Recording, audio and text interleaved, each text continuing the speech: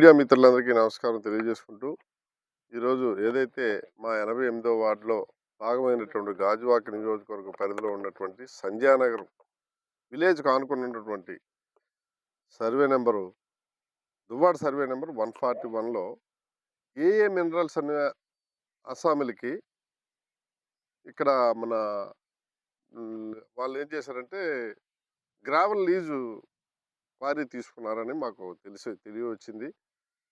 లోగడ ఎమ్మెల్యే గారికి కూడా తెలియపరిచాం. మా మంగళపాలెం లోకల్ సభ్యులు, సంజయ్ నగర్ లోకల్ సభ్యులు అందరం కలిపి, ఏవండీ ఇక్కడ ఒక పచ్చటి వాతావరణం ఉన్నటువంటి పచ్చటి పంటలు పండే ప్రాంతం. ఇక్కడ పొల్యూటెడ్ అయిపోతే పంటలు నాశనం అయిపోతాయి. మామిడి, జీడి అన్నీ నాశనం అయిపోతాయి. ఈ పొల్యూషన్ వల్ల, ఈ ధూళి, దుమ్మి, ఈ శబ్దాలకి అని చెప్పడం జరిగింది ఎమ్మెల్యే గారికి. మరి అనాథరైజ్డ్ క్వారీస్ ఉన్నాయి కాబట్టి వాటిని అరికట్టాలంటే లీజ్ క్వారీస్ వాళ్ళు పర్మిషన్ తెచ్చుకున్నారని చెప్పేసి స్థానిక ఎమ్మెల్యే గారుతో చెప్పగా ఆయన ఈ విధంగా చెప్తే, ఏదేమైనా గ్రావెల్ పర్మిషను వాళ్ళు లీజ్ తెచ్చుకున్నారు కాబట్టి గ్రావెల్ పర్మిషన్ వరకు వాళ్ళకి ఎలా ఉంటుంది. ఎటువంటి బాంబ్ బ్లాస్టింగ్ కానీ, ఎటువంటి ఇలాంటి పేలుడు పదార్థాలు పెట్టి చేస్తే అది నేరారోపణ, దాని నేరం కింద ఉంటుంది. అది ఎటువంటి పరిస్థితుల్లో ఉపేక్షించేది లేదని చెప్పి స్థానిక శాసనసభ్యులు గతంలో చెప్పడం జరిగింది. ఆయన మేము ఫిర్యాదు చేసిన మీదట.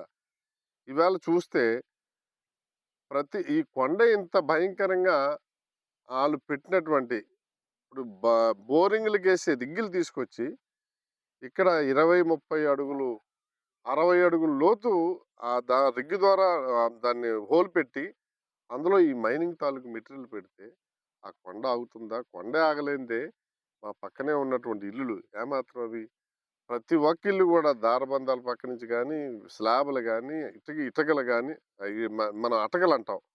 సామాన్లు పెట్టుకున్న అటకలు ఆ బెడ్రూమ్‌లో పడుకున్న మరి ఎవరైతే ఫ్యామిలీయర్స్ ఉన్నారో వాళ్ళందరి మీద సామాన్లు వచ్చి తుల్లి పడ్డాయి.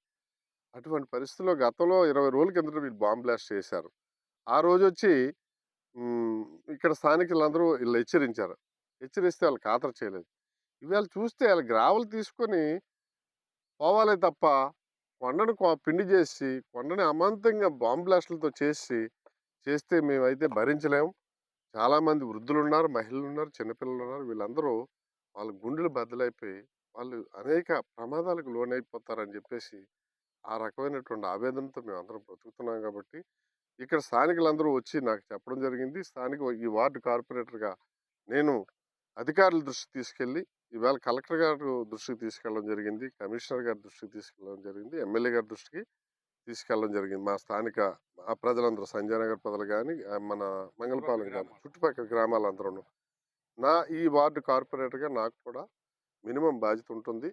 దీని మీద నేను మరలా స్థానిక ఎమ్మెల్యే గారికి గాని, ఉన్నతాధికారికి గాని, కలెక్టర్ గారికి గాని తిరిగి ఈ యొక్క విజువల్స్ అన్ని తీసుకెళ్ళి మరలా కలెక్టర్ గారితో నా ప్రయత్నం వరకు విఫలం అవ్వకుండా ఎటువంటి పరిస్థితుల్లో ఈ క్వారీని బ్లాస్ట్ క్వారీగా ఉండడానికి వీల్లేదని చెప్పేసి నేను ప్రయత్నం చేసి మా ప్రజలకు న్యాయం జరిగే విధంగా నేను కృషి చేస్తానని చెప్పేసి మీ ద్వారా నేను తెలియజేసుకుంటూ, ఏదైనా మీరు మాకు ఉపకారం చేసే విధంగా మీడియా మిత్రులందరూ మాకు ఇది మీ సహాయ సహకారాలు కూడా మాకు కావాలి.